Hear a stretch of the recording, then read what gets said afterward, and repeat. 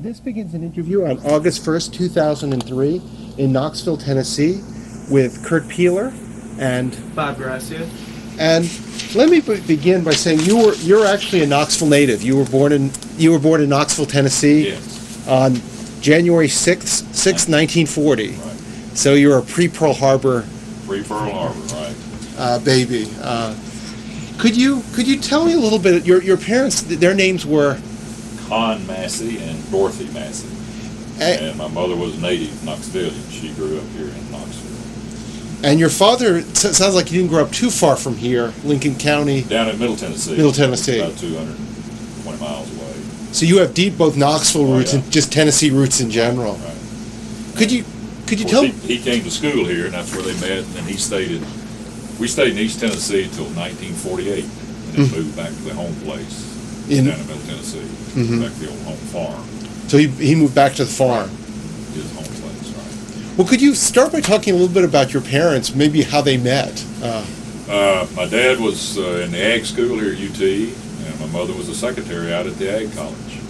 And as they say, the rest is history. They met and I guess started dating, and they got married, interestingly enough, on April the 1st, in 1932, I believe, was their, so they got married on April Fool's Day, and they didn't realize that he was teaching at this time up in Tazewell, Tennessee. He was an ag teacher. And they came in, it was a Friday afternoon, they made their plans and got married. Didn't realize it was April the 1st. So it was a very quick wedding. Quick wedding after they had, I guess, I don't know how long they had dated, but they had known each other for a while. And they were married in the Church Street Methodist Church, right next to the campus here. My mother had a very beautiful voice. She was operatic and sang at all the churches here in Knoxville. And I've run into folks a few years ago that remembered her voice, because she sang in all the Christmas programs and things like that we put on.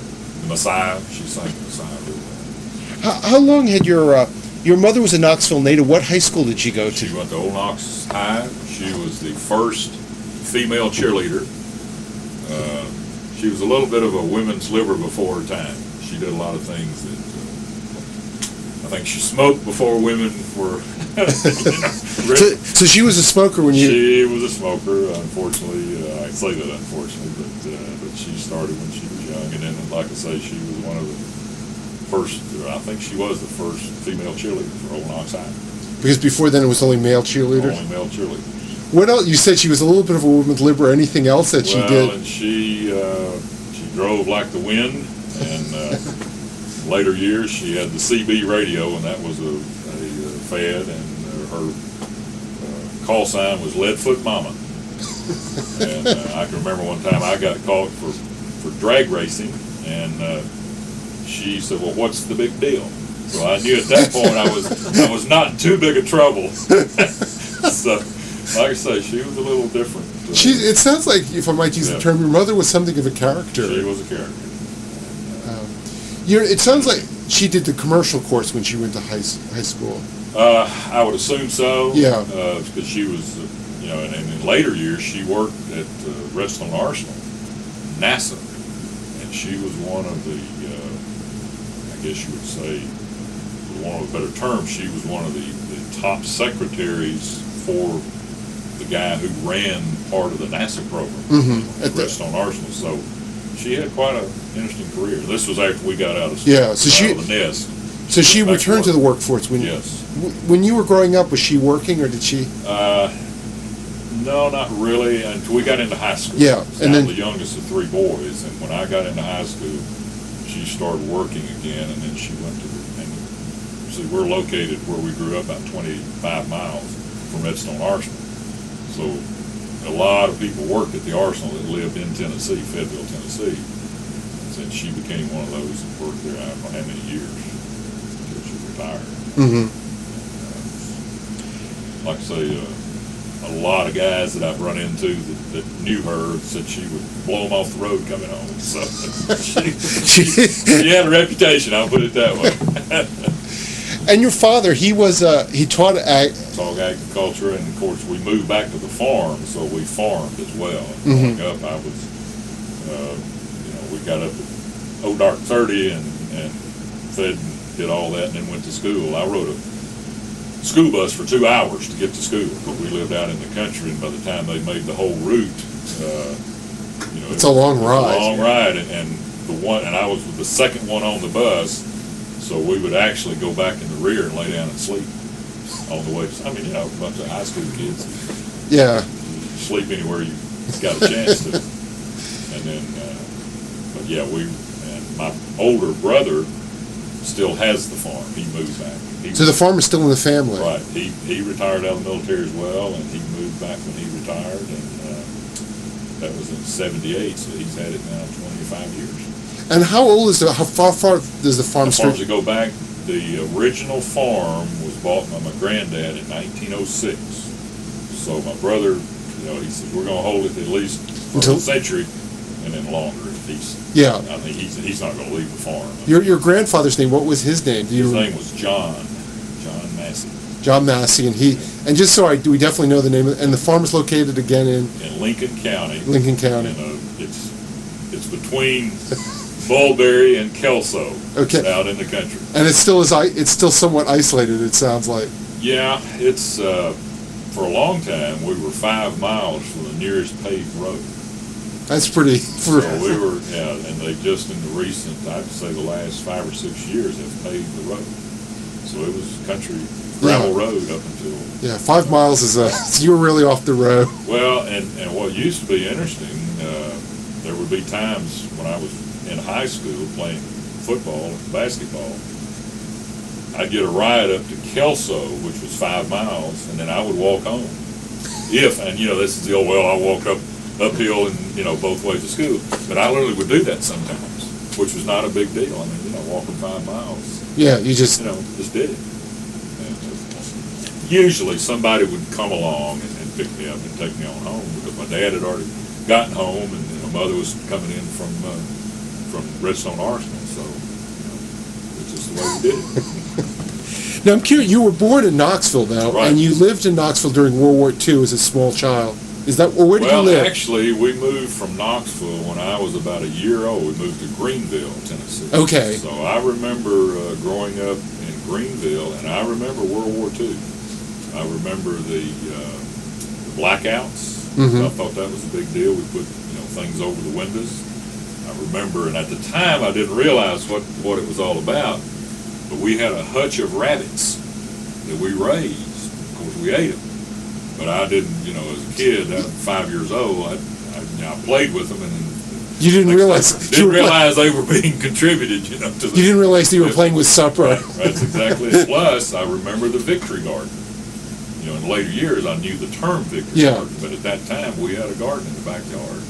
Plus, as a kid, my older brothers and I had a little wagon, and we went around and collected tin cans, aluminum foil, string, paper, and did the recycling bit at the downtown where everybody was contributing to the war effort. And as a kid, I was allowed to go along with it. I was younger, but I have those memories. But they were reinforced in later years when I studied history. Yeah. So, golly, I remember doing that as a kid. So yeah, I can remember World War II. Were you ever scared during the blackouts? Or no, as a kid, I was never. We didn't know the gravity of it. I guess. Yeah. So that didn't scare. Yeah, that was just something we you just thought it was a fun thing to do. Mm-hmm. And then, but I do remember my granddad, who lived here in Knoxville, of course, was a railroad engineer for Southern Railroad. So we rode. My mother and I rode the train from Greenville to Knoxville periodically because I wasn't in school. And I do remember the number of soldiers on, the trains.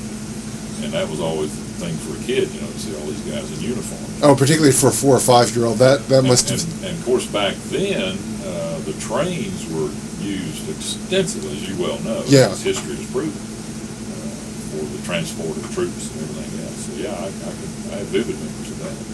And the station was right down here off of Depot Street. Yeah. And we'd come in there, and then my grandparents' house was over 1 block away from Old North Knoxville High School. Oh, okay. On 3rd and Lamar. So we would walk from the train station to their home because it was, back then not a big deal. And I can remember also Gay Street being the street. And we'd get on the streetcars and ride downtown. Back then, you turned kids loose. And there was no threat or problem. They just get on the streetcar and they tell us which ones to get on or off. We'd ride it. Go downtown and go to the 5 and Dime store. But I can remember those. What about the movie theaters?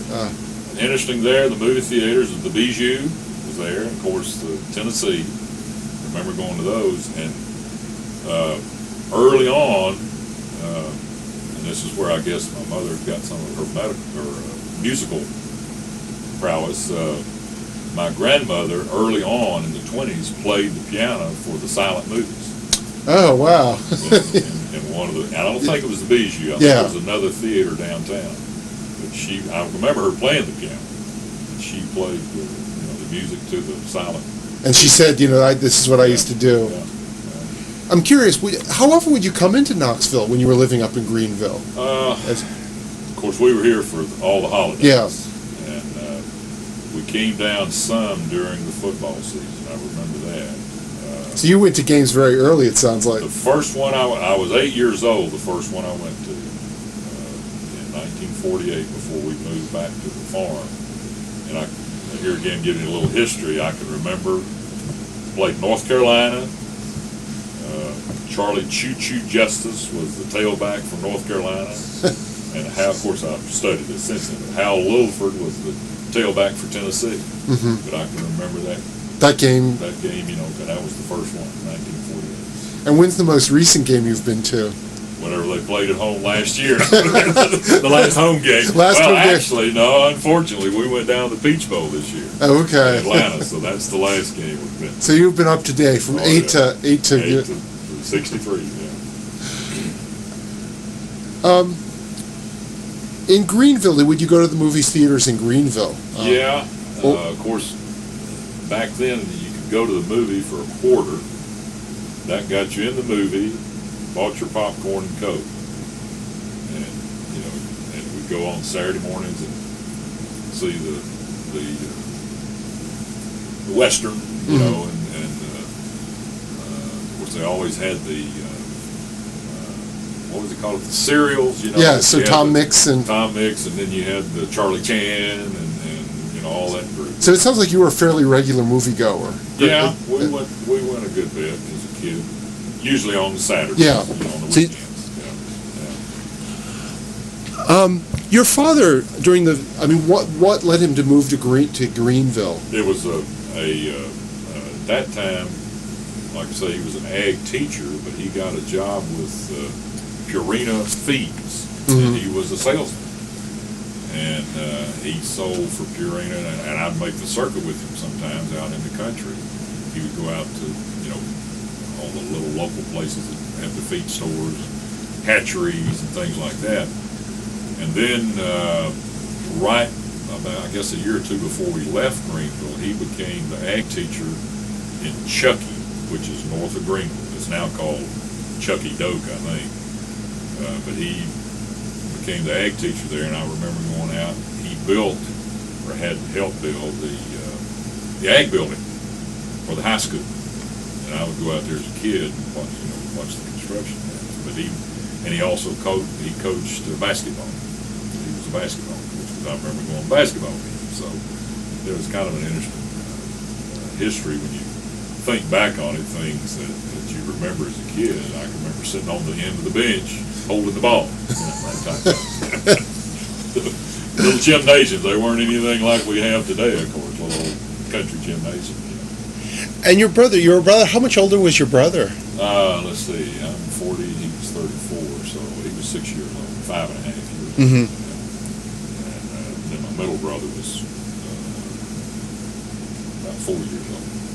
So you're the young, I'm the youngest, right, 3 boys. Right. And my older brother retired as a lieutenant colonel as well. And never did really, of course, we both came to UT. He ended up back in Middle Tennessee State. He graduated from Middle Tennessee State. and he was in the ROTC program there. Well, I came to UT. I did not really thought that much about the military and or that, but at that point, it was mandatory. You took either Air Force, Army, or ROTC. So I went in the Army ROTC. It was one of those things I kind of liked doing. So you had, before ROTC, you really had no thought of military. I really thought about it. And my brother had not, he had retired, that's right, he had retired, he had graduated and was on active duty, but had never really talked much about what he was doing in the military. And I was in college at that time, and of course, I got involved with it. So it sounds like your brother also had some influence in thinking about it, the fact that he was at active duty. And then once I got into it and it got in the advanced program, then at that point we started discussing it. By this time he had gone to Ranger School and he had already been assigned to Hawaii, and kind of had to, this sounds like a neat thing. Yeah, it sounds like the Hawaii thing must have really But it was before Vietnam. Yeah. It came along pretty soon thereafter. But the initial Hawaii is. So you were. Because your father hadn't served in World War II. He was in that category, I guess, by the time World War I and II came along. He had children, and he was. He had three sons. And his age would have been. Let's see. I'm trying to think. He was born. You listed as 1907. 1907. That's right. So he would have been relatively for the military. Yeah, 33. 33. Yeah. Now I do remember him talking about that in fact, he did go down. He went somewhere and was examined, but they classified him due to his children. I guess at that point he was not draftable. You mentioned your mother working. Did she work at all during the war? Well, she did. As a matter of fact, she worked with the Red Cross. That's exactly right. As a volunteer or as a paid? I would assume paid. I don't know, but I know she worked in an office and. Oh, okay. So secretarial. So she was working. I mean, paid her own. She wasn't rolling bandages. Yeah. No, she was actually in the office. I remember that. How many hours was it? Was it a 40-hour week or you don't remember? I guess. And of course, then I was 4 or 5 years old. Yeah. I do remember this, and this is interesting. I think a part of this. I remember the ration cards and the tickets that you had for gas and sugar and tires and all that. One of the things, of course, rationed was sugar. And I remember one day I got in the kitchen and found the Hershey's, the box of Hershey powder, and the bowl of sugar. Of course, then, candy was not a big item because all of this was going to the overseas, going overseas. Well, I mixed this Hershey's and the sugar together and ate it as a powder. And, of course, sugar and chocolate together. Yep. But my mother came in and of course she just wore my little butt out because I wasted sugar is what I had done. And a lot of it. It was rationed, So, and a lot of it. So that was a lesson learned. Do not eat the sugar. And she was not one to say, well, wait till your dad gets home. I mean, she was a fairly large. She was 5'8" and pretty good sized lady. And of course, I learned early on too. Don't make her too mad because I've seen her, whip my brothers. But she caught me on that one, and she let me know that that's not the thing to do. Growing up in Greenville, where did you live in Greenville? Do you remember? We lived, and interestingly enough, I think the name of the street was Highland Avenue. But what I do remember is that the front of our house, we looked straight to the mountains. Mm-hmm. And there was a big house that sat next to us that the Biddle, and I remember the names, the Biddle sisters, the two old maids that lived there. Of course, it had been their family home. And the reason I remember the Biddle sisters is that they made cookies or, had pastries and would have, of course, kids. You gravitate to that. And then on the other side of us was a family. Oh, golly, they owned the jewelry store in downtown Greenville. And of across the street was a gentleman by the name of Lindsay. I don't remember his first name, but I call him Mr. Lindsay. But he always had the kids over there. He was a tinkerer and had an erector set. And I remember being there watching and helping with that. But I think he worked with the post office, I believe. So it was kind of a nice neighborhood. But our house literally, it was up on a hill in Highland Avenue, as the name implies. But we looked straight in the mountains, and I can remember that. You could see snow, just like here. Sometimes the snow will get on the mountains. But we went to a little grade school. And you could walk to your grade school? Walked to our grade school. And I started when I was 5 years old. It was January the 6th, so they said, well, we'll let you start because you were going to be 6 by the end of the school year. So I started the school when I was 5. And did you start kindergarten, or they did not have? So you started first grade at 5. First grade at 5. Yeah.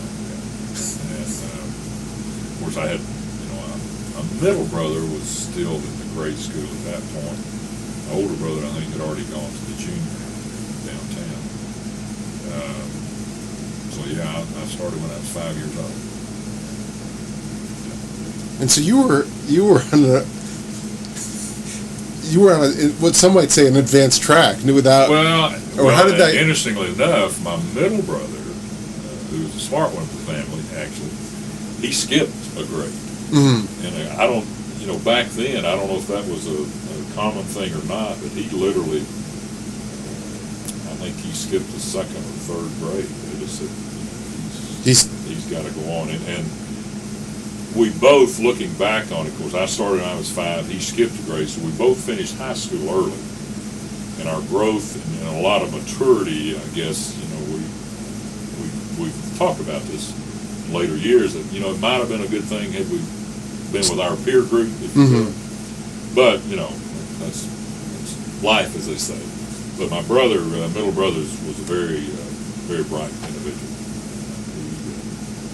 He did not go in the military. Now, he served with the National Guard. And reserve, Air National Guard. Because he had gone to ROTC here, and he got out. He didn't get into the advanced program. But when he got out of school, he said, well, the draft started kicking up, Vietnam started kicking up, so he said, well, I'll get in the reserves. Come to find out, the ROTC department had left him kind of on the rolls. So he got 4 years of maybe not credit, but in any event, when he signed up for the National Guard, then he already had a leg up on most people there. Your brother, had he applied to it for advanced? And you mentioned that he wasn't. Yeah, everyone had to be in basic, but had he tried to? No, he didn't. He did not try to get. No, what he did, he actually opted for the co-op program. So he was in a quarter and out a quarter, because back then we're on a quarter basis here at UT.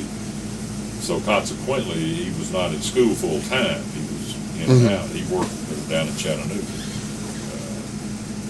Although he was a business major, he worked in a foundry, which was kind of interesting. So that proved to him that he did not want to be a factory worker, So he got into it. He got over, actually ended up being with Sears, got into their program, the management program, and ended up, if I can brag, he ended up then as the vice president of personnel for all of Sears. When he that's a good career. Yeah, he was up in the big house in Chicago when he retired. So did quite well with it. I'm curious, before we talk about moving back to the family in sense homestead, right. What other memories do you have of Greenville and the Knoxville, East Tennessee, growing up until you were 8?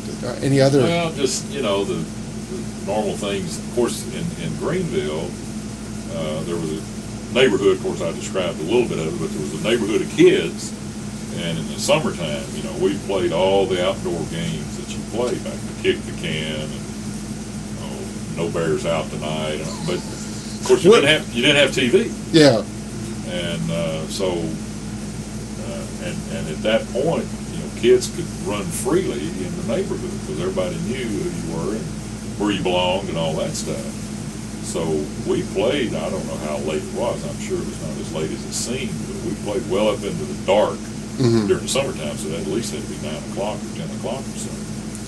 And so, we had a very and the backyards, of course, looked to be very big. Yeah. We played football. Mm-hmm. A little backyard football all the time. There was no little leagues, there were no, organized sports per se, but we played all those different sports growing up. And being one of the smallest and younger, being one of the youngest and smallest as well, of course, I got just pounded frequently. That's all part of it. I'm curious. There was one game I've never heard. I've heard of Kick the Can, but no Bears Out Tonight. And it was very similar to Kick the Can. Okay. But no Bears Out Tonight. I guess it was you would go hide, and if I remembered, they would come and try to find you, and it was there was no bears out. I forget exactly how that all came about as a kid. I just remember it was always fun to go hide in the honeysuckle, and, try to keep quiet, and the other kids were out looking for you, that type of thing. But it was kind of fun. One of the things we did do that was probably not kosher, well, it wasn't at all.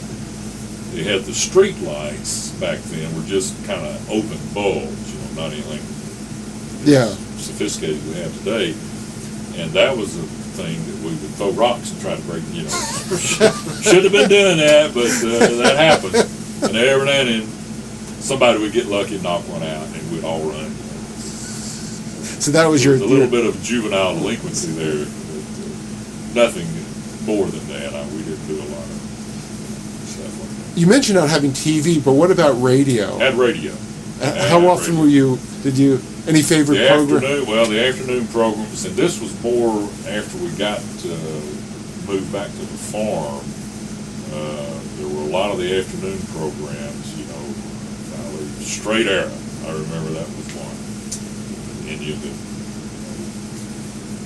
get the bad guys, and Sergeant Preston of the Yukon. And the kids now, they say, oh, golly, here he goes again. I don't know if you remember that program or not. It may have been a little before your time. Yeah, it is. Sergeant Preston of the Yukon. Well, he had a dog named King. And, of course, they would half-hour programs, and they would go through the catch the bad guy, and, of course, all the sound effects and everything. And they had a guy doing the sound effects for King, the dog. Well, at the end of every program, Sergeant Preston, they would catch the bad guy, and they would bring him to justice and all this. And his tagline, if you will, leaving was, well, King, and say, how was it, Sergeant Preston, Yukon? Well, King, our job is done, or something like that, to that effect. And then the dog would go, and that's the way and I've always, the kids, I'll go through that, and they'll say, oh my God, what kind of programs are they? And B-Bar-B, and Sky King, these were all radio programs that we listened to. And the thing about it, and when you think about it, all the sound effects and all the word pictures that you had to imagine that stuff. Mm-hmm. And you could. And Straight Arrow was one that they started out the program with, out of the deep, dark caverns comes straight arrow. And you'd hear this clopping, clopping, clopping, and it sounded like it was in a cave, and then it would come outside. So it was kind of, and you think back on that, and of course, those were afternoons, but the nighttime programs were the Green Hornet, Fibber McGee and Molly, and all, I kind of drawing a blank on some of it, but these were programs that were on the radio. Mm-hmm. And the Shadow, who knows what evil lurks in the hearts of men, the Shadow does. Or the Shadow, the Shadow, it wasn't the Shadow do. But you would listen to those programs, and you had to use your imagination. So, I don't know if that, it was just that time frame, like I say, it was no TV. And of course, movies. And of course, I do remember going to the movies, and they always had the newsreels. Mm-hmm. And that's when you would see the war going on. But it was not like it is today. It's so graphic and so in your living room. You literally had to go down to the movie, the theater, to see it. So it was not quite. And the papers, of course, at that time, I was not Yeah, When did read papers yet, cartoon or the comics. I'm curious, where you growing up in Greenville, were there any like families that lived nearby? There was an area, and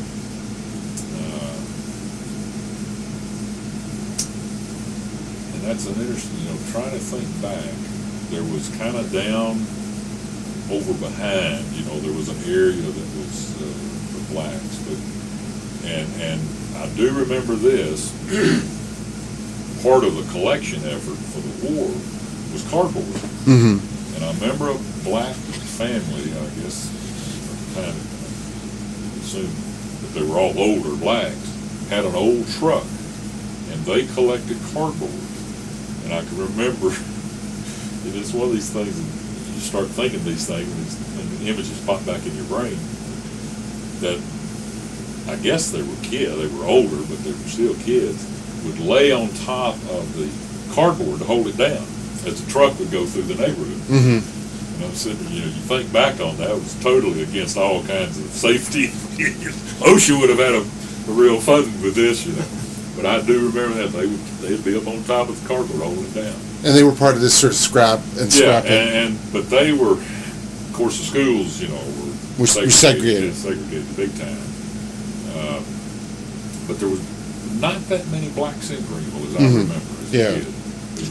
They were not part of your playmates. No.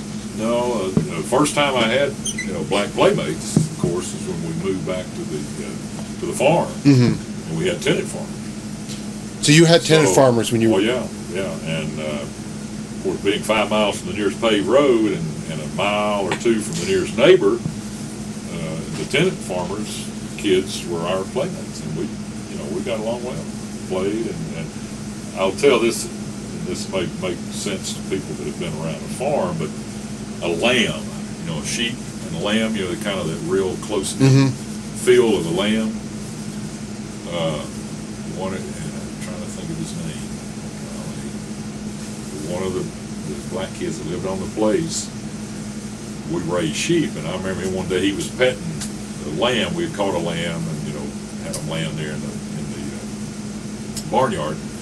We used to put rubber bands on their tails, cut their tails off, and that's what we were doing, catching the lambs, put this rubber band on. It's a real heavy rubber band, and it would just cut the circulation, and then it would fall off after a few days. Mm-hmm. But I never will forget, golly, what's his name? Willie? Jesse or Willie, I think. But anyway, he was rubbing this lamb, and he looked up at my dad, and they called him Mr. Con.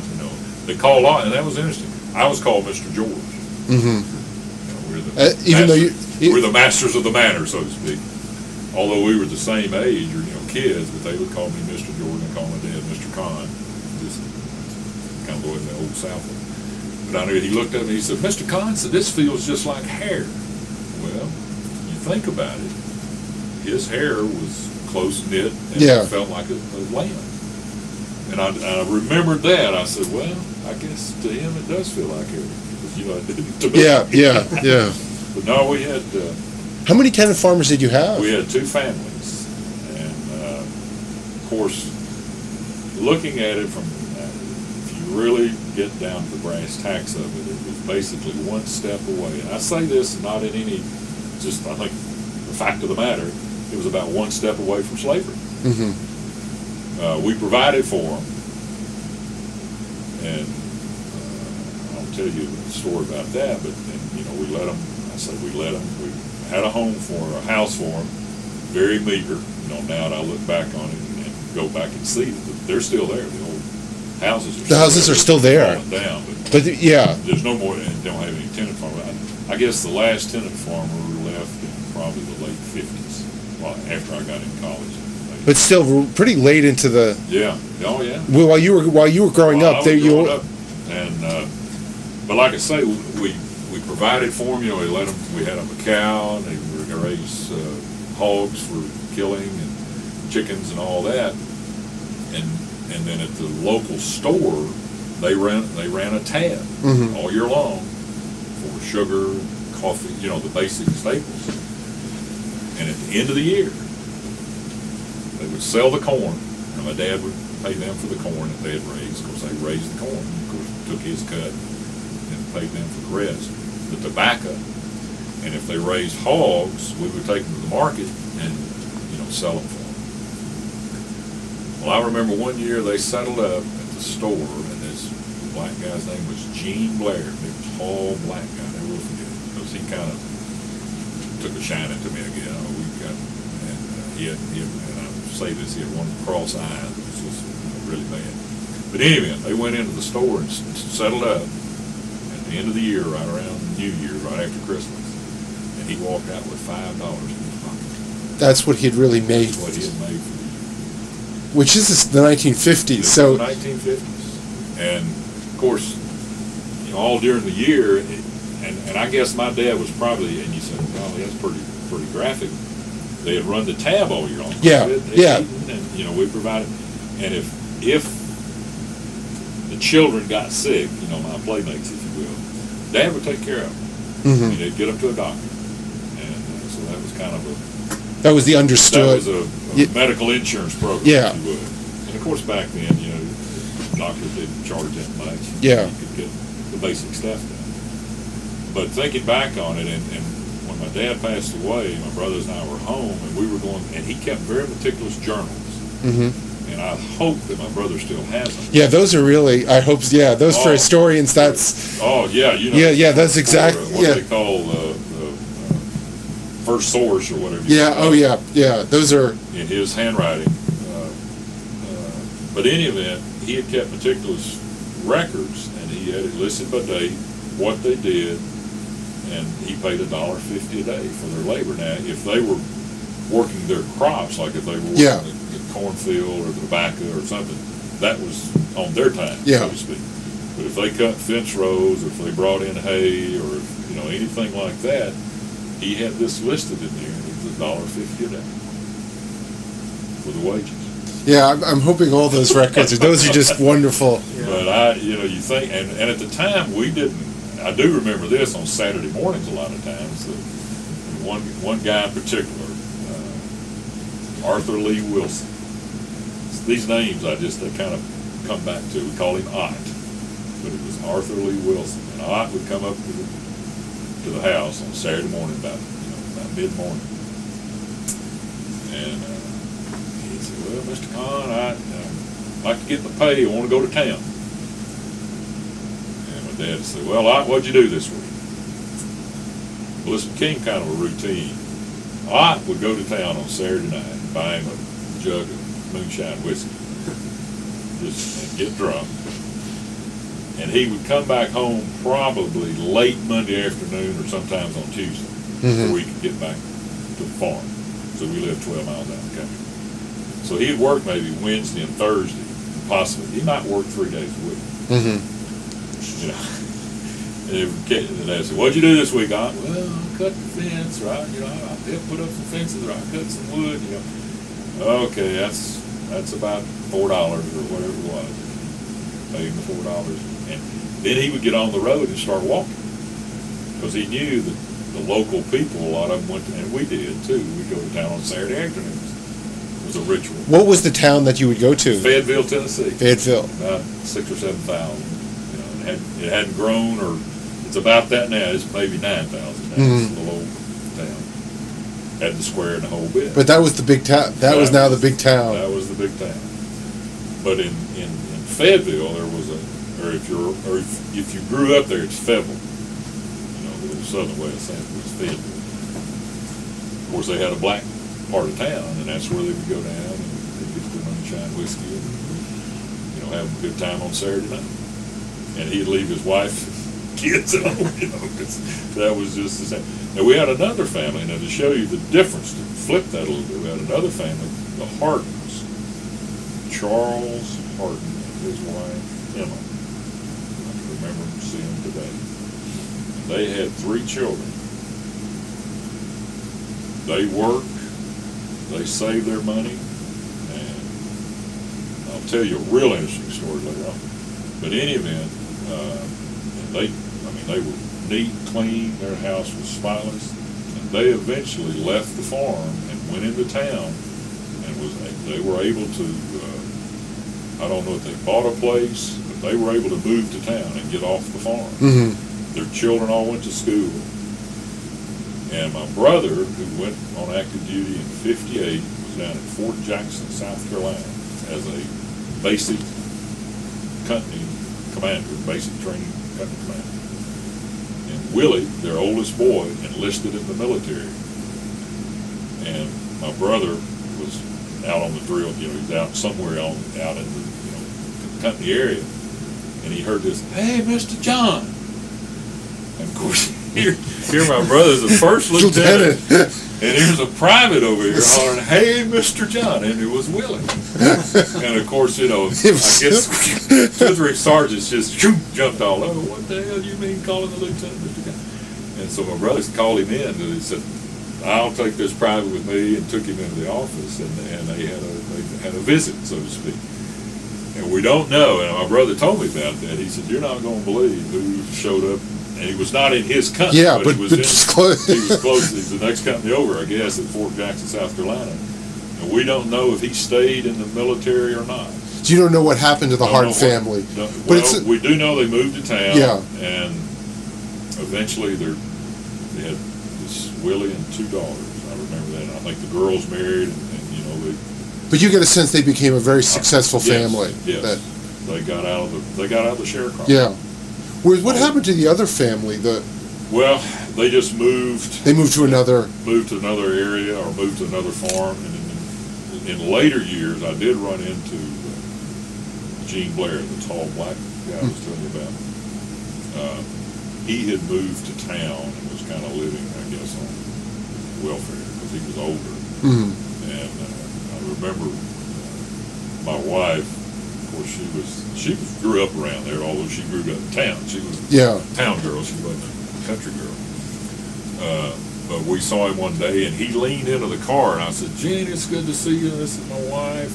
I had two daughters at that point. "I sure am glad that, the old Southern black, "I sure am glad to see you."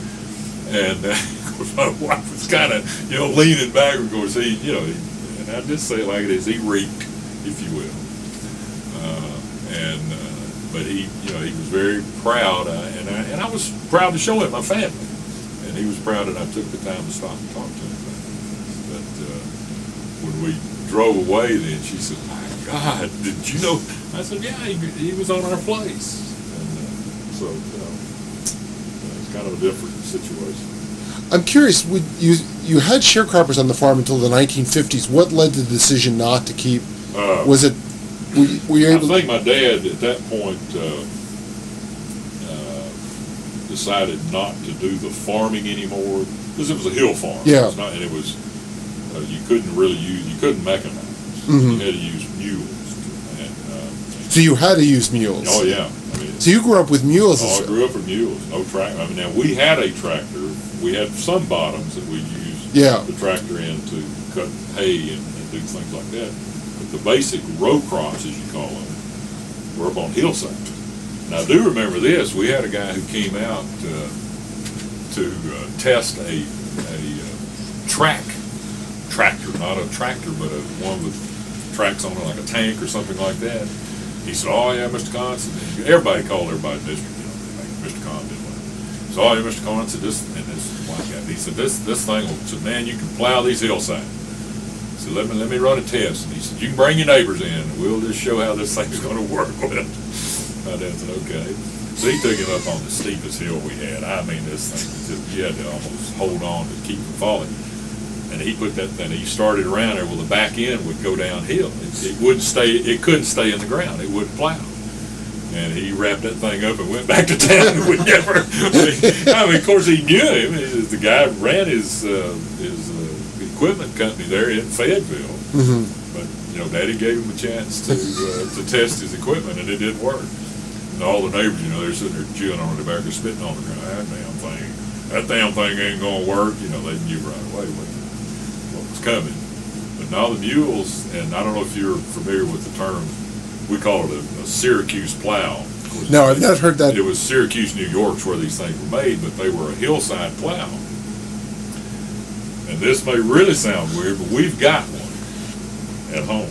My wife and I have one. Our son bought it for us. But it's called what they call a hillside plow, and you literally plow this way.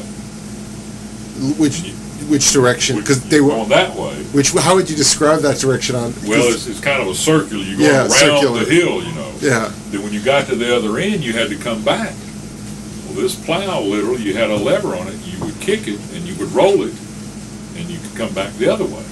And that's how you plowed hillside. An old Syracuse hillside, what they would call hillside plow.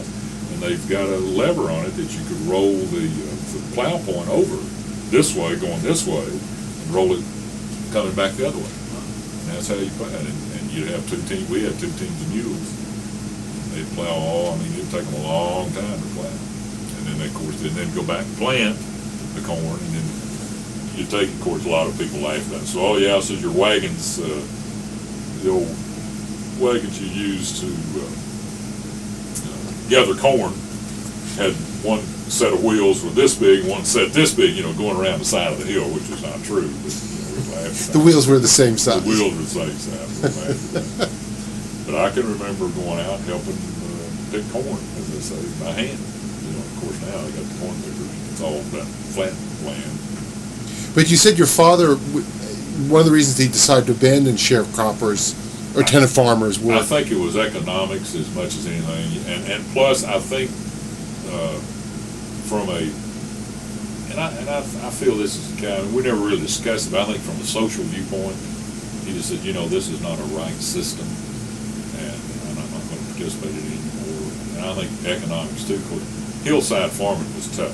Mm-hmm. And he got out. We had tobacco, and he stopped raising it, the corn, and it went strictly to cattle.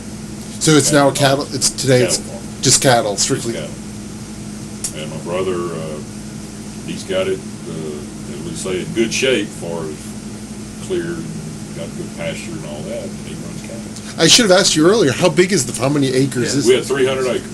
And is it still 300 acres? Well, what has happened through the years, there was a neighbor who had who had kids, and he wanted to increase the size of his place.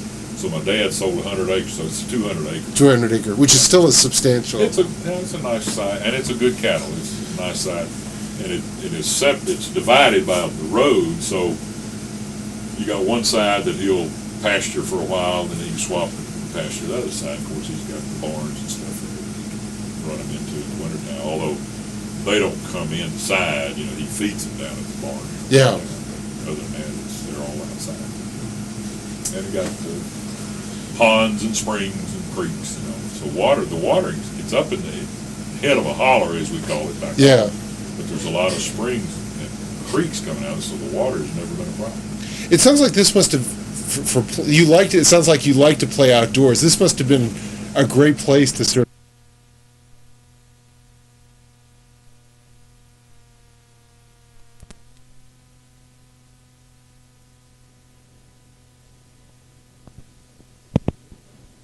Brother and the farm. Yeah, and he was always into hunting, and even today he's got.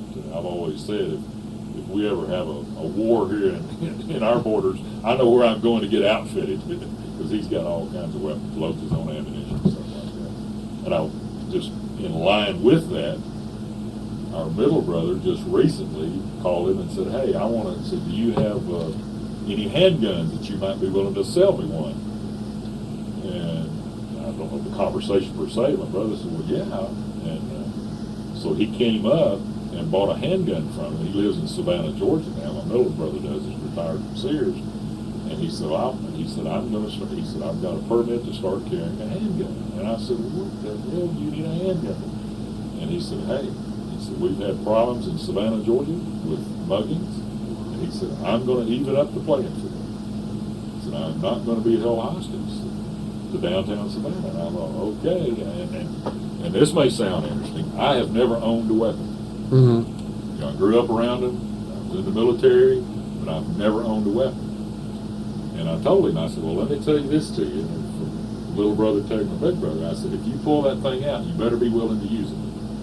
He said, "Oh hell, that ain't no problem." So I said, "Okay, that's my last that's that's my end of my talk. Yeah. So anyhow, but to get back, I digress, as Sam Fenton was wanting to say. But so we grew up, out on the farm, and hunting we did that, and it's interesting. I would go hunting, and it was really not. It was not a thrill to me. You just to hunt. Yeah. So you don't hunt today. I do not hunt today. My hobby, I guess, is golf and running, things like that, physical. So I never really got into the hunting. And I'm curious, thinking back, you had sort of grown up in town. Initially, you were in town. Yeah. What was the initial of moving to this farm, which was much more isolated? Well, we went back there every summer. So you visits. So it's not like a new thing. You weren't shocked like one day you No. And back then, when we went home in the summers, my dad came from a big family. He had 8 brothers and sisters. And usually, all of the cousins would come to the farm. And you think back on it, this was it was a big old farmhouse, but it was not that big. It had 1, 2, 3 bedrooms upstairs. And early on, did not have indoor plumbing, although they did finally get one bathroom. And I think it was a bedroom downstairs. And then there was a porch, a screened porch. So when you brought all the cousins and the uncles and aunts to the farmhouse, because at that point, when we moved back to the farm, my grandmother and an old maid aunt were still living there. And so we moved into the farm. My dad took over the farm and started farming because she just couldn't handle it. Grandmother couldn't. But when you think back on it, where did we all sleep? And of course, all the grandkids and cousins slept in the same room. Just on the floor, and pallets, and whatever else. And the majority of us were male, if you will. There was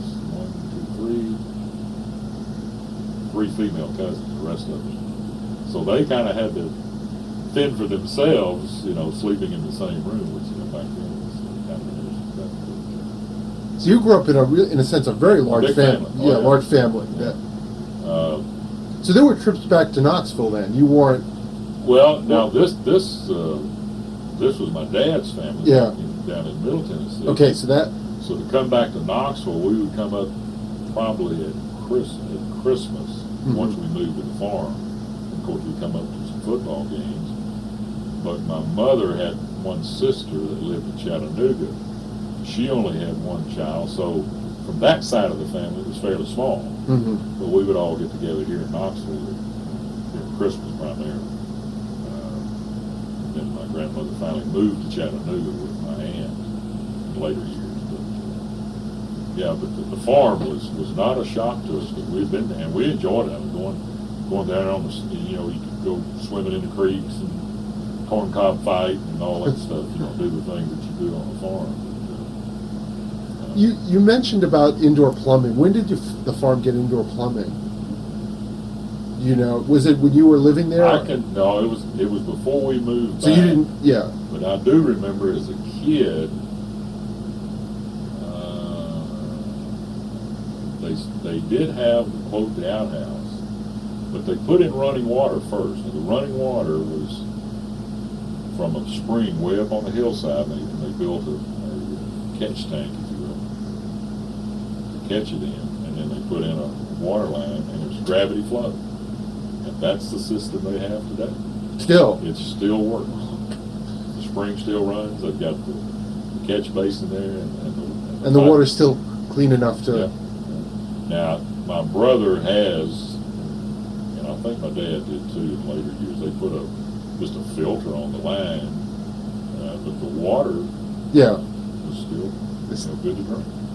And as my brother says, he said, "Man, I go to town, I have to drink that old water, it's got all the crap in it, I don't like it." So it's spring water, but it's still gravity fed. But I guess the indoor plumbing, if you will, the bathroom was put in, I probably was 4 or 5 years old, because I can remember that. And then when we moved there, it was there. It was there, so you did, that was... Yeah, so we had already done away with the outdoor privy.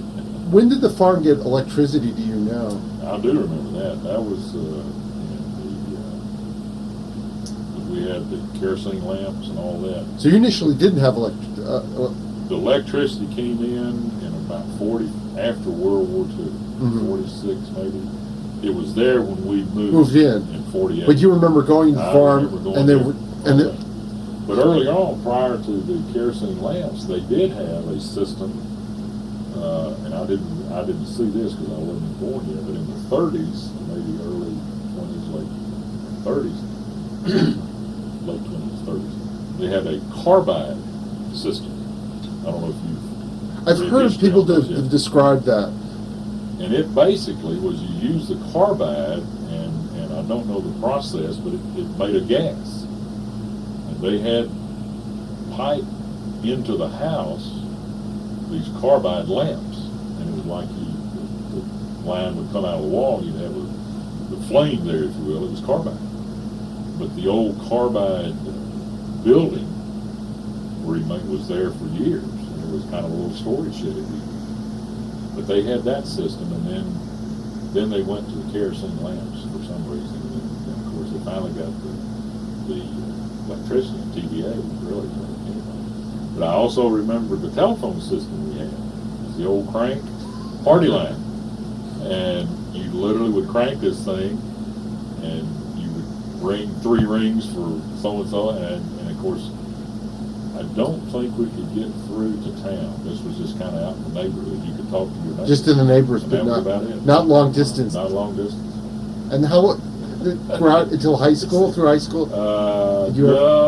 We got the phone system in probably early 50s. Okay. I do remember. But you the crank sounds like a very... And the big thing when that happened, imagine, number one, we could call the town, or they could call us, and because my uncle at that point, he had some cattle on the farm, and my dad shared, I guess, whatever. Became a Sunday ritual. He would call and say, "Y'all need anything? I'm coming out. I'm going to come out and check my cattle." And he would also bring a big block of ice, and we made homemade ice cream because we milked our own cattle, had our own rich cream on it, that thick, just very thick, yeah. Oh, butter fat content, probably, 15% or whatever. But anyway, that was the big deal. And he'd bring the ice, and it was the old hand crank. It was not electric at all. So that was a big Sunday afternoon thing with all his stuff. Well, that ice cream must have been very good. Oh, I can taste it right now. But in any event, the phone system came in probably late 40s, early 50s time frame. But what I was getting ready to say, what happened then, of course, not only were you able to talk to people in town and let them know, then we as kids could talk to other people. That became a big deal. So you were able to really stay in touch with, say, friends you had in high school once you had the phone. That even though you lived far out, you could... And it was also a ritual. We went to town on Saturday during the summertime, particularly, and all through the year. But my older brothers and I, we had a pickup truck. And that was our transportation. And I'll tell this tale on them. They're not here to defend themselves. But we would ride into town, and they would meet up with their friends, and we'd go to the movies. We'd go in the afternoon. We'd go to the movies, and then we had an aunt that lived in town, and she was a corker too. And we'd go over to her place usually for Saturday night. And then, of course, they would get with their buddies, and they would let me tag along. And the big deal back then was, not like today's situation. They'd buy them a case of beer. You could always, they had bootleggers. You could buy hard liquor if you wanted to. Yeah. The guys that my brothers ran around with, they'd buy beer. Well, then, of course, they'd do their drinking. Well, every now and then they'd get a little tooted up. Well, they'd tell me, "You're going to have to drive home tonight." So I learned how to drive out of necessity, driving them home. You were the I was the designated driver. Yeah. How old were you when you... 13 or 14. Oh, okay. Yeah. So that's... They were still in high school. I was 12, 13. And of course, we never, and I think my mother figured it out earlier on, because they would come in. And she was, like I say, she was pretty liberal about things like that. As long as you didn't, do something, get in trouble, per se, tear up something or something like that. But if you wanted to go, if you on the slide got a little bit of beer that and came home, you got home. She sat up. She read. She was a voracious reader. She would. I never came home if she wasn't awake. Or she'd be in her chair. She just didn't sleep that night. And so if you came in a little tipsy, it was not a big deal. She'd say, "Okay, better watch. If you out driving, if that was the thing, if you drove." And you had then you'd be in trouble. Yeah, you were in trouble. So we'd usually wait till we kind of sobered up a little bit to come home. But when I was young, with my brothers, I would drive them home, and I think she figured out what was happening. He never really said anything. Of course, my dad, he may have known it too, but as long as we didn't, get in trouble, and knock on the wood thing, we never had any wrecks. Not the only I ran over a guy's mailbox one night, and early the next morning, we were down there and put up a brand new mailbox. So that solved that problem, because I hit it and I came home and I went in. I told my mother was up and I told her, I said, "Hey, guess what? I ran over Mr. Gentleman, 3 or 4 miles down the road. I ran over his mailbox." She said, "Well, you better tell your daddy in the morning." Of course, I was up bright and early and I told him what I'd done. He said, "Okay, let's go get him a new mailbox." And that was. And when we got there, the gentleman was out. An older gentleman, he lived by himself. And somebody ran over my mailbox. "Well, sir, we know exactly who ran over your mailbox, and we're putting him back up." And that was, hey, you fixed it. That's the deal. And there was no repercussions or no more. Mm-hmm. You mentioned earlier about you'd done some drag racing once. Was that in? That was it. That was the one time. That was in town. Yeah. And but your mother also didn't seem. Well, I'll tell was of course, a bunch of kids. There was a little place called the Dairy Delight. I mean, it's the equivalent to Sonic or McDonald's. This day and time. It was a Dairy Delight, a little hamburger joint, and that's where we all congregated. And the guy that ran it, he understood. Hey, this is these guys buy hamburger stuff here, and this is where they bring their dates. So he didn't care that we would congregate out there, and we could just sit around talking out of it. So one night, one of our buddies had just gotten a new, for him it was new, of course it was a remade 39 Mercury, all souped up, customized. Of course his dad owned the insurance company, he had money, and this kind of thing. Joe Massey, still run into him, I go home now. But in any event, he's raring it up. We had, and it was the family car, had a 55 Chevrolet. That's one of the old classics, the 55 and 56 Chevrolet. And he said, let's see how this thing. So we pulled out in the street. They did the old, and it was up. The drag racing you think of. Drag racing, 1, 2, and we spun off. We maybe went 150 yards, and there was a service station. And we passed that service station. Here's Sedgwick Patrol. Clicked the lights on, and we just pulled over. There was no. Yeah. And we knew all the policemen knew us, we knew them.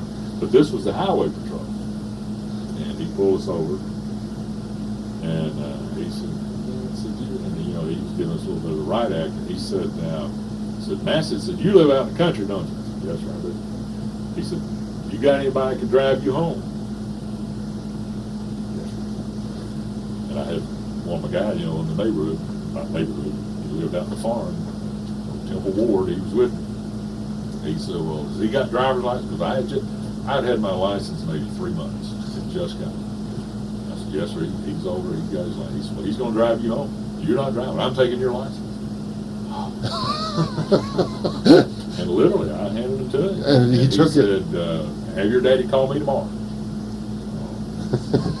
So we drove out to the country, and of course, as soon as we got on the country road, I took over and I took Temple home, and I drove home, and that's when I went in. I like to say, I didn't know this at the time, but later on, and this saying came to me from General Abrams, Creighton Abrams, Vietnam time frame.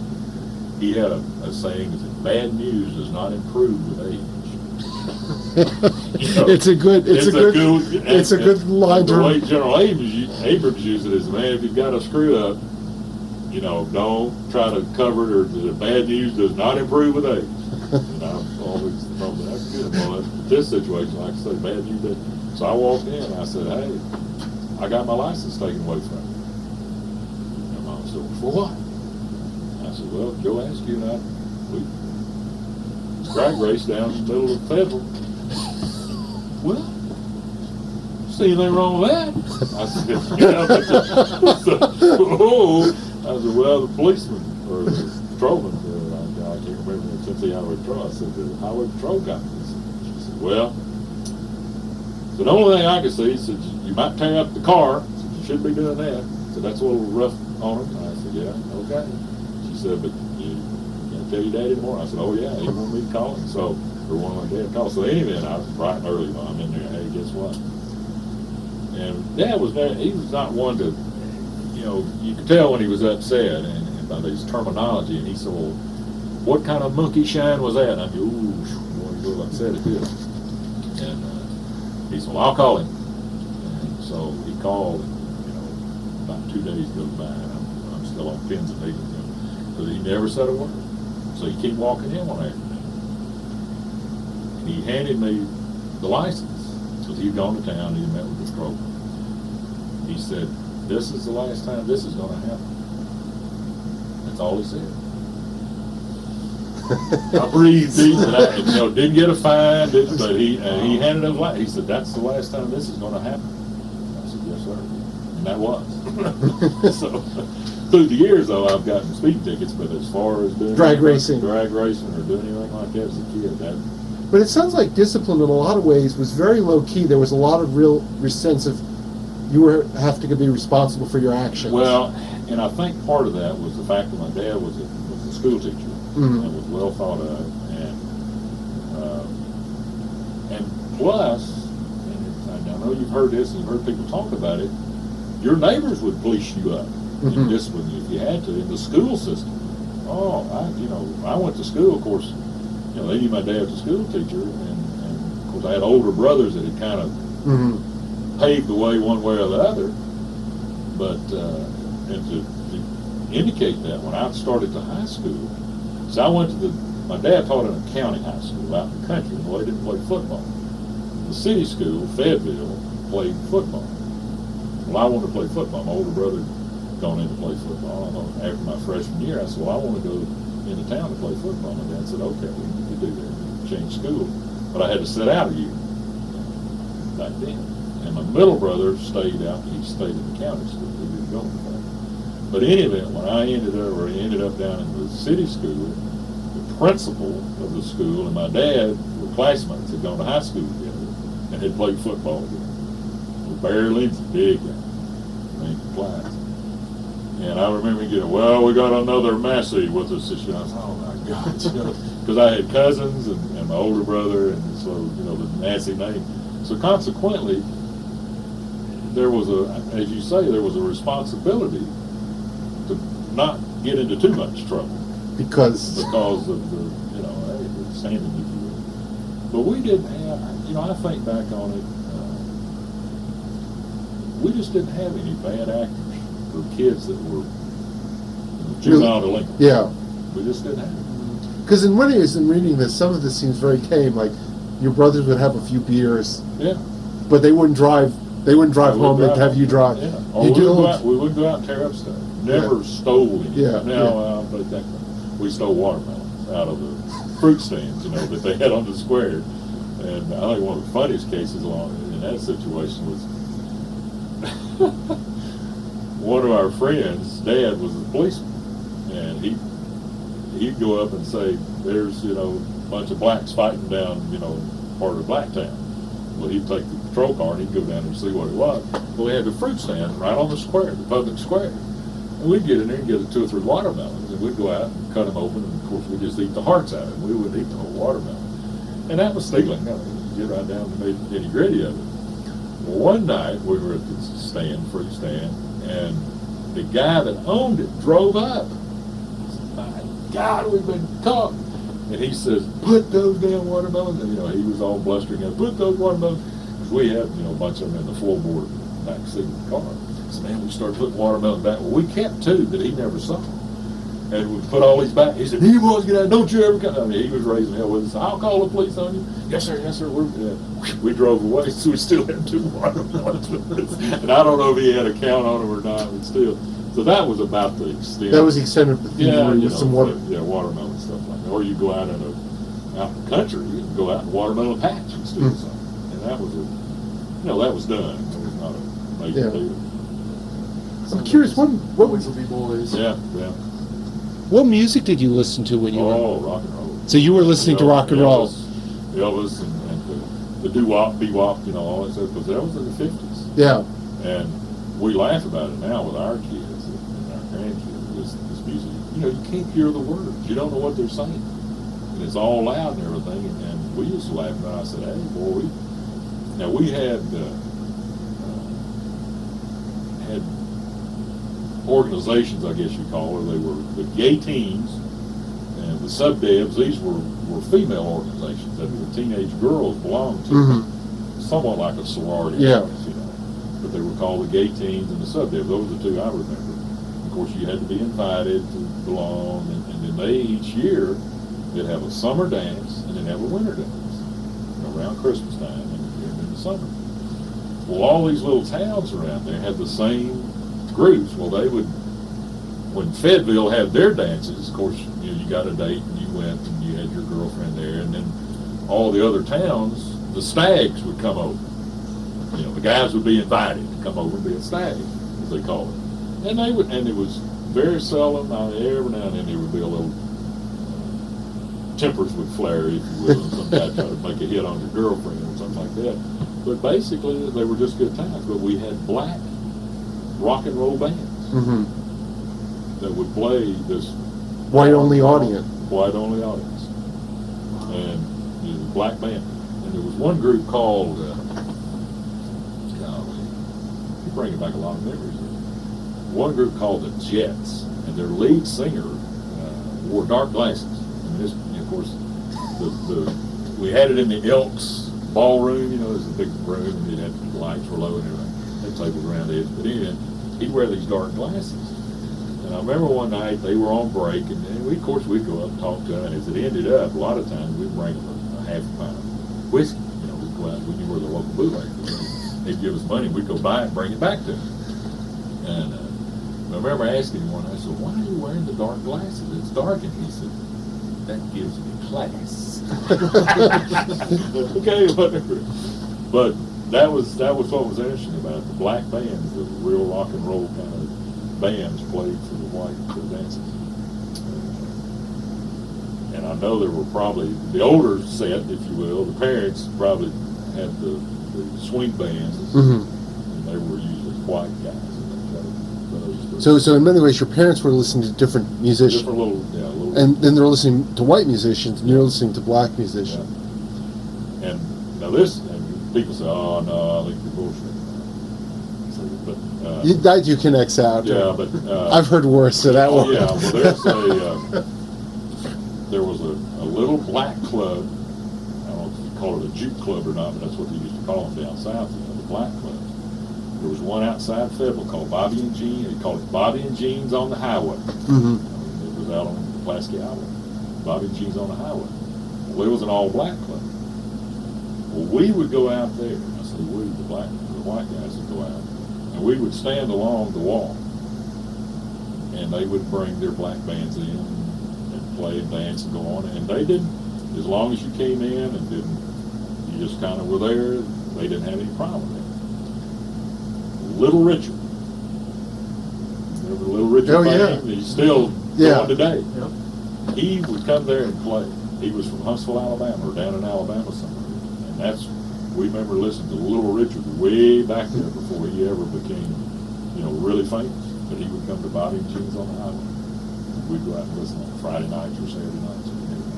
So it's kind of, and like you say, the schools were segregated. And we played football, or I played football.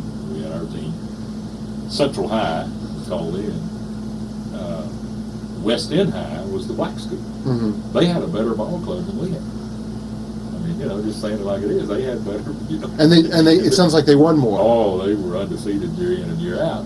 But they played on Thursday night on our field because they didn't have a football field. But they would play on Thursday nights, and then we played on Friday night, our home game. We played home. We would go to their games on Thursday nights, and they would come to ours on Friday night. And we'd cheer for each other. We'd see each other around town, and we'd talk about the games and stuff like that. But it was totally segregated. When did the you probably were in college when the desegregation occurred. Yeah, they started. I remember my dad talking about it, and this is interesting. This is another graphic that I remember, because I went to a 4-room schoolhouse, grade school, 2 classes each room. We drove by the black school, which was a square cinder block building, 1 room, had a single light bulb hanging down in the center of it, and had outdoor plumbing. That was the black school. And you had indoor plumbing at the... We drove a mile or 2 down the road on closer to the highway. 4-room schoolhouse, indoor plumbing, lunchroom, and a gym. And this was separate but equal. I mean, that really brings it down to the bottom level. When you hear that term, separate but equal, that's the system we had. And this was in the early 50s. Because I was in grade school, early 50s. I'm curious how the desegregation would be, because it sounds like in some ways under the segregated system there was some real give, that in fact the fact that you would go to their games, they would come to your games. Unfortunately, of course, like you say, by the time it really got into effect, I was already up in college, kind of out of it. But I do remember my dad talking about it. He said it's unfortunate. I think in some of the systems, and I think Nashville in particular, they tried to do it starting first grades, stage it in over a 12-year period. Yeah. But I think the court says, no, you got to do it now. And they did that in Lincoln County, our home county. They just put them together. You've got to go to Flintwood, you got to go to here. There weren't that many blacks out in the county. Most of them were in town. Well, they kept the West End High School segregated for a number of years before they finally, and what prompted it, they consolidated the high schools in this county. And they put them all together in one big consolidated high school in town. And at that point, they did away with the West End High. And that had to have been, my dad was still living then because he was on the board, the county board, that made that decision. It was not one that a lot of people looked on with a lot of favor, because it did away with the county high schools and their neighborhood high school, and they consolidated. So consolidation was a major fight. Oh, big fight, big fight. So your father served on the school board, or the county commission, So the county for the whole county, not just the schools. Yeah, and he voted for it. He said, "I think it's the signs of the times. It's got to happen." But I do remember they had integrated before that happened out in the county, which was kind of interesting. But he says, I remember when the black kids came to his high school, they were just so ill prepared. They couldn't read, and he said it was not fair to them because they were put in a very tough situation, and a lot of them just dropped out, or they had to, as the term, dumb down. That's unfortunate. Did your father teach out in Middle Tennessee? He taught at a place called Flintville. So even though he had the farm, he continued to teach. Yeah, he was an ag teacher. So he continued to ag and farm. Of course, and that was part of his kids. That went. All the guys out in this area, was a farming area anyway. Raised tobacco and all that stuff. So all the guys took ag. I mean, that was just a given. And it was not a real large high school. I did say 250 students, something like that. Yeah, that's over 4 years. So it's not a big school. But talking about discipline earlier on, I'll tell this on it. And of course, I grew up under, so I knew. He was a strict disciplinarian, but very, as you indicated earlier on, kind of low key. But one of the things he would do, and this became a ritual, the freshman year, you got all new freshmen and boys in there in ag class. And he taught all 4 years. About the first 2 weeks of school, he would do this, and it set the tone for the next 4 years. But and everybody knew it was coming eventually. But in any event, what he would do, he had a favorite saying, was get in the game. If you were acting up, he said, boys, get in the game. That meant, zip it or set it or whatever you call it. And if you continue to act up, then that was the only warning you got. Boys, get in the game. And he'd kind of walk around, of course, whatever he was doing, teaching whatever. And if a kid was still, jabbering or doing whatever, he'd just walk up behind him and just smack him. Just open hand smack. Of course, he couldn't get by with that today. Yeah.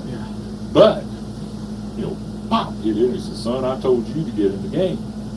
Of course, everybody else would see that. So the next time they heard the term, boys get in the game, they knew the famous story, I say famous, it's one that was told, and I know the guy that it happened to.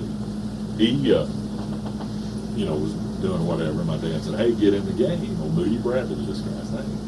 And he, I guess, continued to do what he was doing. My dad walked back and just smacked him.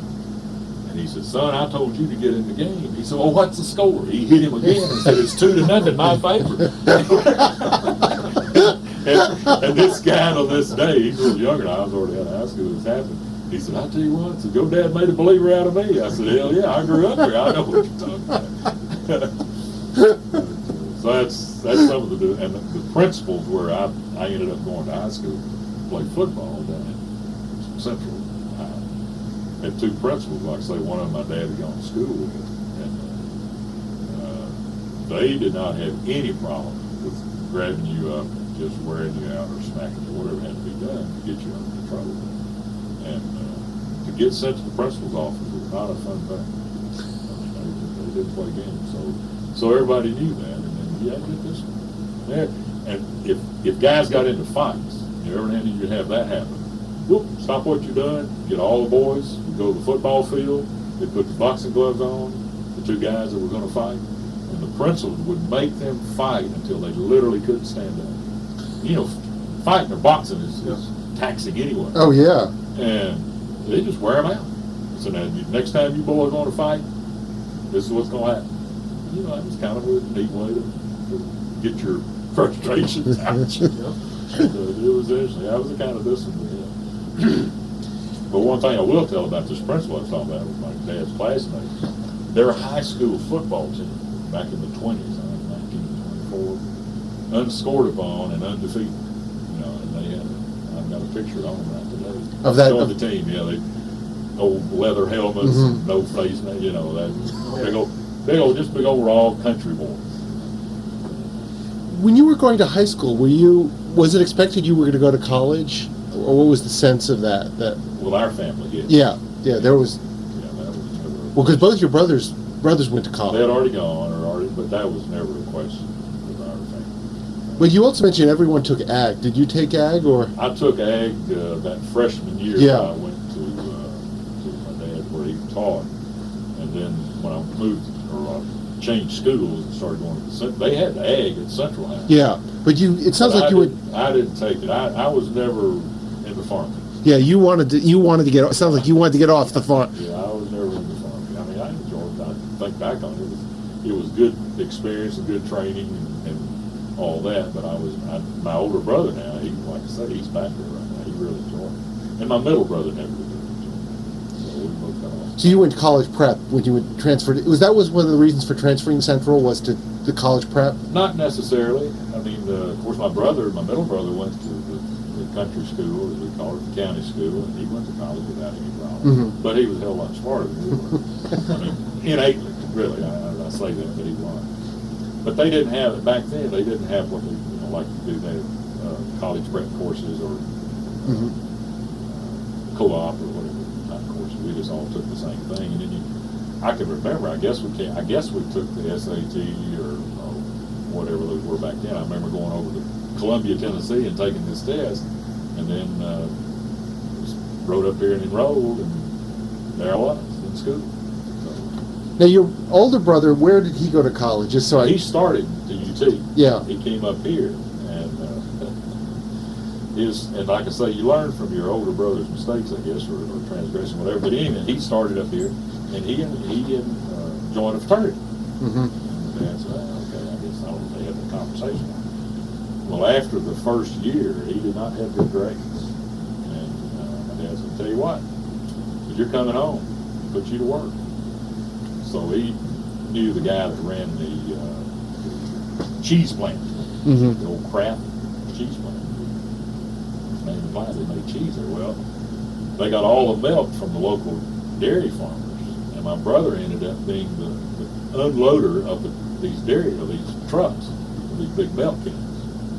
You've seen those 10-gallon milk cans? Those things are heavy. And he unloaded those and put them on the conveyor belt that would go into the plant. Well, he worked there about, I don't know how long, I was still in high school, but he worked there a while, I guess all through the summer. So that fall then, my dad said, well, you ready to go back to school? And he said, yeah, I am. He said, okay. So he went to Middle Tennessee State and walked on, and he played football with Middle Tennessee State. And then he got into ROTC at that point, and then he, to say, went on into the rest but of that year back home, that he was probably, I guess he came home, he may have worked a full year, that's right. Yeah. He worked a full year, and then the next summer it was, hey, you ready to go back to school? He said, I am. He said, okay. and the middle brother, you're the youngest. Right. Did he go to UT or? He came to UT as well. And interesting story about that, he came to UT and went in the co-op program. And he was taking business even though he was working in a foundry down in Chattanooga. Well, he got a part-time job or started working, I guess his last year in school. At that time, the department store where Miller's used to be and where the UT Conference Center is now was Rich's, which is a store in Atlanta. I think they still have a store or two in Atlanta. Rich's chain. Well, that was the store here in Knoxville. Well, he started working with them and got into kind of their management program and liked it, and either got contacted or contacted Sears. Again, I don't know if they put out the word that they were looking for management trainees or whatever. So he applied for it and got accepted, and he lacked 6 hours on his degree. Well, he left school without getting his degree and worked his way up through Sears. At the point level then, at a point in time, they said, wait a minute, you need a college degree to go on up with Sears. So he wrote back to the university and said, can I do this for correspondence? And they worked out some kind of program. So he literally, see, he would have graduated in late 50s. Well, I graduated in 62. Well, he didn't finish his degree until 66. Officially. Officially, yeah. To get the diploma. So, but he did, in fact, get his diploma eventually. Kind of interesting. Before we move on to college and ROTC, Bob, did you want to ask anything about growing up before we move on? I just want to make sure. I don't really have anything. Yeah. No, you. Oh, yeah. I just want to. You turned me on. It's like a recording almost. Well, before we talk about, I mean, your brothers both of them would start at UT. The one would finish at Middle Tennessee, and your father was an alum. And you mentioned there were other UT connections. Well, I had an aunt that had a degree here, and of course my great uncle was the dean of students, and his wife was a history professor. And their names again were, because you mentioned Felix Massey, Massey Dorn, and Maria Massey. And I don't remember her maiden name. I did not know her, actually. I mean, she was still alive when I was a kid, but I knew her. And he had passed away in 39, I believe, before I was born. Took a trip to California and contracted some type of fever or something and got back to Tennessee. And of course, back then they didn't have quite the medicine they do today. And passed away. Mm-hmm. They never did really know what to do. But he was, from all accounts, and Dean Dunford, the Dean, Ralph Dunford, that this building is named for, was the Dean of Students when I was here, and he knew my uncle, or knew great uncle Felix, and I talked to him about it. He said, of course, Dean Dunford had followed along behind him in later years. And he said, oh yeah, I said, Dean Massey was well thought of. So So I'm curious because we are in Dunford Hall, and I see Yeah. the plaque outside with a little sort of sculpted portrait. Yeah. What was Dean Dunford like? It just very and was a very gentleman type guy, low key. He was just for the want of a better term, a Southern gentleman, as I remember. Of course, I didn't have that much, Yeah, contact with him. I kind of kept my nose clean. yeah. But the time there too that I did, he was a very fine gentleman as far as I know. And I guess I'm trying to think who followed him after him. Of course, I left. He was still the dean when I left school. I'm just curious. Before coming to college, or even during college, before joining the military, what's the sort of the farthest you had traveled? East, west, south, north? North, we've gone to Detroit, Michigan. I had an uncle lived up there. That is an interesting question. I've not thought about it. Went to Florida in senior year in high school. That was a senior trip. A bunch of us guys Got in the put car. all our stuff together, went down there, and of course, as you can see, my fair skin just got totally burned. That was just like a crisp. But as far as west, I guess Nashville, Tennessee. Was the farthest west. So we go to. I was in. Now I didn't take ag, but I was in grade school. I was in 4-H club, and we'd show cattle and stuff, and hogs and stuff like that. It's an interesting story there. But Nashville, I guess, was about as far west. And east, came to East Tennessee, and I guess we got over into North Carolina. But the longest trip, the farthest away from home, would have been Detroit, Michigan. And you did that once. Went up to visit an uncle. Mhm. Went up with a cousin and my aunt and uncle, and I went along with them. So it sounds like your family didn't really take regular vacations. No, as not we. really. I mean, they would come to Knoxville for Christmas and no. And of course the farm was the focal point Yeah. for all the cousins and uncles and aunts. So we stayed there. Mhm. So we didn't take vacations. Yeah, to Disney World or something like that. It's a good deal. Now, when you came to UT, what did you plan on majoring in? I started out in business, and I think I stayed in it maybe a quarter. I'm not sure. And then, of course, I got into ROTC, and I kind of liked it. And then I got into, of course, I'd walked on to play football, and I found out I was too small and slow, so that kind of went to the boards. And during that, right before that fall quarter, starting school, got married. And married my high school sweetheart, and we're married today, 45 years later. So.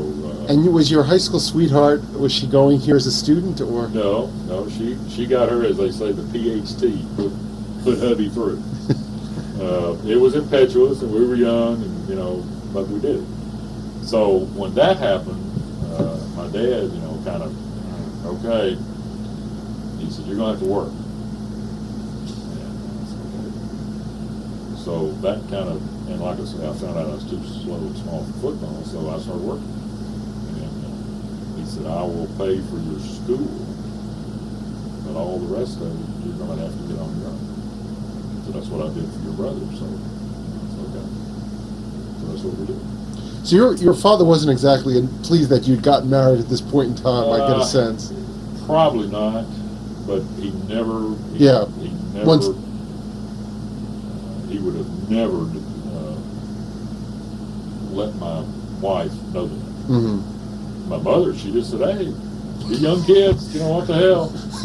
You're gonna have to make the best of it." I mean, she was not that upset about it. Yeah. She said, she said, "You've taken on some responsibilities." So Where did you get married? Because you said it was in Petchworth. we went to Georgia. That was the deal. You could run to Georgia or Mississippi back then and get married. So this was a real. Yeah, it was a quick marriage. Yeah. My wife at this point had moved to Lawrenceville, Georgia, outside Atlanta. Mm-hmm. And I came up here, and like I said, I went down there on one weekend, and we just kind of developed and said, "Hey, we're going to go get married." And her folks were kind of like, "Okay, that's what you want." It was, just one of those. we didn't run off per se, Yeah. but we kind of let them know, and we came up here.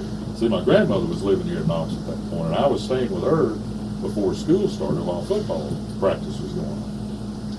And we came back into town, and of course she was a good deal older. You kids, you just, and of course she said, well, you better go home. I said, okay. So we came to Knoxville first, then we went home. She said, you better get home and tell your parents. So we went down. So you were married and then told the parents, both sets, that. And so we came back up here and got a little apartment over on Clinch, across from Fort Sanders Hospital. Of course, it's no longer there. It's a parking lot now. But the house, the first apartment we got, was a basement apartment. And we moved in and had a few little furniture, had our clothes with us, whatever. And of course, school was just getting ready to start, so I'd already applied over to the university for some job, whatever was available for student work. And probably one of the best things I worked in the alumni mailing room. Mm-hmm. The Alumni Association had a mailing room down in the bottom of Old Science Hall. Marion Lawhorn was the guy. He was here for years, finally retired. I think the building down here off of over behind me. Actually, hold that. I have a feeling this is a long story coming, so hold that.